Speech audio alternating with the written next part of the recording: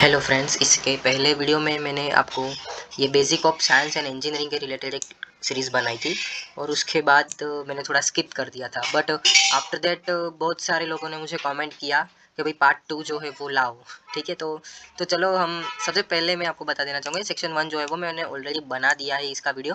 तो अगर आपने ये सेक्शन 1 नहीं देखा है तो उसकी लिंक मैं डिस्क्रिप्शन बॉक्स में डाल देता हूँ। ये अपना पार्ट 2 है। ठीक है, इस पार्ट 2 में मैं आपको इंग्लिश का जो आंसर है वो मैं आपको दूंगा। ठीक है, तो चलो मैं इंग्लिश वाले सेशन पे आ जाता हूँ। तो मेंशन किया गया है कि भाई read the below mention comprehension pages passage and answer the question of 26 to 30। यानी कि ये पैसेज आपको दिया गया है, ओके, और आपको 26 से लेकर 30 तक आंसर, यानी कि 5 आंसर जो है वो आपको सिर्फ यहाँ से देखने हैं और यहाँ पे आपको आंसर ढूंढने हैं। ठीक है, करेक्ट जो है वो आंसर आपको टिक करना है। तो फ्रेंड्स, मैं ऐसा कंसिडर करता हूँ कि अगर ऐसा क्वेश्चन आएगा, अगर नहीं आएगा ही आएगा, डेफिनेटली आएगा, क्योंकि ये सैम्पल पेपर है यार। ओके, तो सैम्पल पेपर में है वही आएगा। ठीक है, पहले यानी मैं ऐसा नहीं बोला कि यही के यही आएगा, पर ऐसे ही आएगा। ठीक है, यानी कि यहाँ पे जो एक बहुत अच्छी एक स्टोरी दी गई है, तो इस स्टोरी को जैसे मैंने ऑब्जर्व किया है तो मेंशन किया गया है कि भी in the ancient village of Varanasi along the गंगाज river, यानी कि वाराणसी के प्राचीन गांव में एक गंगा नदी के किनारे एक राज नाम का एक गरीब लेकिन एक हम्बल पर्सन रहता था। ओके, जिसका नाम राज था। पुअर था यानी कि गरीब, बट हम्बल यानी कि अगर मैं गुजराती में कहूँ तो प्रामाणिक व्यक्ति था, जिसका नाम राज था। Okay, he was struggling to meet both ends get humble and helping to others, यानी कि वह दोनों जरूरतों को पूरा करने के लिए संघर्ष कर रहा था, फिर भी वह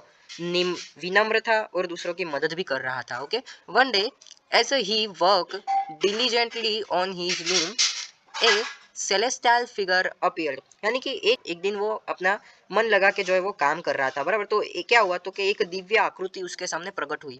it was a Saraswati, the goddess of knowledge, disguised as an old woman, यानी कि यह एक ज्ञान की देवी सरस्वती थी जो एक बूढ़ी औरत के वेश में थी। Okay, impressed by Raj kindness she blessed him with unparalleled weaving skill and told him that goddess Lakshmi would soon bring prosperity to his doorstep, यानी कि राज की दयालुता से प्रभावित होकर उसने उसे अद्वितीय बुनाई कौशल्य का आशीर्वाद दिया और उससे कहा कि देवी लक्ष्मी जल्द ही उसके दरवाजे पर समृद्धि लाएंगी। अगर मैं गुजराती में कहूँ कि એને એક એવું કંઈક ચમત્કારી એને કલા આપી કે જેથી એને એવું કીધું કે ભાઈ તમને જલ્દ જે છે એઝ સુન એઝ તને લક્ષ્મી માતા તારા ઘરે આવશે, બરાબર। તો એવું એને એક કલા કૌશલ્ય જે છે એ સરસ્વતી માતા એને આપ્યું। Okay, news of Raj extra ordinary talent spread attracting the attraction of the king, यानी कि राज की असाधारण प्रतिभा की खबर फैल गई जिससे राजा का ध्यान आकर्षित हुआ। ऐसे कहते हैं ना कि अगर आप में कुछ अलग टैलेंट है तो वो सबके सामने दिख जाता है। ठीक है, तो वही बात जो है वो राजा तक पहुंच गई। ठीक है, फिर the king intrigued by the tales challenges Raj to weave a fabric that could capture the essence of the river itself, determined the Raj embarked on a journey to gather inspirations from the Gangas, यानी कि ऐसा हुआ कि कहानियों से प्रभावित होकर राजा ने राज को एक ऐसा कपड़ा बुनने की चुनौती दी कि जो नदी के सार को पकड़ सके। दृढ़ संकल्प होकर राज गंगा से प्रेरणा लेने के लिए यात्रा पर निकल पड़ा। ओके, यानी कि उसको जो किंग है, राजा है, उसने उसको कुछ चुनौती दी कि अगर मैं गुजराती में कहूँ तो જેવી રીતે નદીનું પાણી વહે છે ઉપર નીચે થાય છે એવી રીતે કિંગે એને કીધું કે તું આવું કંઈક મને બનાવીને બતાડ। ઓકે, કેમ કે તારામાં એક્સ્ટ્રા ઓર્ડિનરી ટેલેન્ટ છે, તો મને તું કંઈક આવું કરીને બતાડ તો હું તને ગિફ્ટ આપીશ, આવું તેવું, બરાબર। તો રાજ જે છે એ નદીના કિનારે જતો રહ્યો, બરાબર। After weeks of contemplations by the river bank, Raj created a masterpiece, a fabric that seemed to ripple like a flowing of water. The king, amazed by the creation, gave Raj prizes, rewards, and honored him with the past of royal craftsman of his kingdom। तो नदी के किनारे कई हफ्तों तक चिंतन करने के बाद राज ने एक उत्कृष्ट कृति बनाई, एक ऐसा कपड़ा जो बहते पानी की तरह लहराता हुआ प्रतीक होता था। राजा ने इस रचना से आश्चर्यचकित होकर राज को बहुमूल्य पुरस्कार दिए और उसे अपने राज्य के शाही शिल्पकार के पद से सम्मानित भी किया। ओके, तो ऐसे ही एक स्टोरी आपको दी जाएगी डीडीसीटी के एग्जाम में, जिसमें से आपको 5 क्वेश्चन जो है वो टिक करने रहेंगे, यानी कि ऊपर से लेकर नीचे में आपको सिर्फ करेक्ट आंसर ही आपको पुट आउट करना है, तो इतना तो कर सकते हो। तो मैं ऐसा मान सकता हूँ फ्रेंड्स कि 26 से लेकर 30 में, यानी कि 5 क्वेश्चन में आपको 5 मार्क्स कंपलसरी आने ही आने चाहिए, ठीक है। तो देखो फ्रेंड्स, सबसे पहले क्वेश्चन क्या है, तो why did a celestial figure appear before Raj, यानी कि राज के सामने एक दिव्य आकृति जो है वो क्यों प्रकट हुई। तो यहाँ पे मेंशन किया गया कि बिकॉज ऑफ राज प्रेयर, तो क्या वो राज एक कोई प्रार्थना कर रहा था इस वजह से, या तो फिर B because of black magic, क्या राज ब्लैक मैजिक कर रहा था, C because Raj was a devotee to goddess, यानी कि क्या वो भगवान का भक्त था, या तो फिर D because of Raj Raj was a kind and hard working person, कि राज जो है वो एक दयालु है और हार्ड वर्किंग पर्सन था। ऑब्वियसली डी आएगा answer, because of Raj was a kind and hard working person, ऊपर ही लिखा हुआ है, ठीक है, कि भाई क्या था, पुअर था, हम्बल था, ही वॉज स्ट्रगलिंग, ओके, तो ये सब हार्ड वर्क करोगे तो ये सब कहाँ आता है, तो भाई काइंड और हार्ड वर्किंग था। फिर वो appear before Raj in the guise of an old women, क्या यानी कि एक बूढ़ी औरत के भेष में राज के सामने कौन आया, क्या वो गॉड सरस्वती माता थी, क्या लक्ष्मी माता थी, क्या वो पार्वती माता थी, कि फिर दुर्गा माता, ऑब्वियसली सरस्वती माता थी, ठीक है। सरस्वती माता ने उसको आशीर्वाद दिया कि भाई तुमको लक्ष्मी जी प्रसन्न होंगे, ठीक है। देखो यहाँ पे मेंशन भी किया गया है, it was Saraswati, okay, the goddess of the knowledge. 28 में क्या है, तो वो did the king challenges Raj to view, यानी कि राजा ने राज को जाने के लिए क्या चुनौती दी, तो फैब्रिक प्राइजिंग द किंग, यानी कि फैब्रिक जो है वो राजा की प्रशंसा करते हुए, बी जो है वो फैब्रिक विथ कैलेस्टियल पैटर्न्स, यानी कि आकाशीय पैटर्न वाला कपड़ा उसको बनाने दिया, कि fabric depicting spirit of Ganga, यानी कि गंगा की भावना को दर्शाने वाला कपड़ा, ऑब्वियसली सी ही आएगा, ठीक है, क्योंकि गंगा के जैसा उसने कहा था कि भाई मुझे ऐसा कुछ बना के दीजिए, ठीक है। फिर आएगा 29, how did Raj gather inspirations for his weaving, यानी कि राज को अपनी बुनाई की प्रेरणा जो है वो कहाँ से मिली थी, तो ए में मेंशन किया गया बाय विजिटिंग द माउंटेन, क्या वो पर्वत पर जाकर गया था इंस्पिरेशन लेने के लिए, या तो फिर B by visiting the temple, क्या वो टेंपल गया था, सी में बाय वर्शिपिंग द गॉड, क्या वो भगवान से प्रार्थना करने लगा, या तो फिर D by visiting the rivers Ganga, तो ऑब्वियसली बात डी आएगा, बाय विजिटिंग द गंगाज रिवर, ठीक है। Find the word substitute for an act of changing one's appearance from the passage, यानी कि आपको जो पैसेज दिया गया है वो किसी के रूप को बदलने का कार्य के लिए एक शब्द आपको ढूंढना है, कि भाई आपको अगर इसमें एक संक्षेप में लिखना हो इस स्टोरी को, तो आप क्या नाम दोगे, क्या वो एक कैलेस्टियल, यानी कि कोई एक दिव्य दिव्य ऐसा नाम दोगे आप, कि भाई डिसगुइश, ऑब्वियसली बात जो है वो डी ही आएगा, बी ही आएगा, डिसगुइश, यानी आई थिंक इसको भेस बोलते हैं, राइट। और फिर थर्ड नंबर को जो आता है कॉन्टेम्पलेशंस, जिसका अर्थ होता है चिंतन, और फिर डी जो है वो इंट्रिग्यू, यानी कि साजिश, साजिश तो नहीं आएगा, कैलेस्टियल शायद आ सकता है बट यहाँ पे नहीं आएगा, इसका आंसर जो है वो बी आएगा, ओके।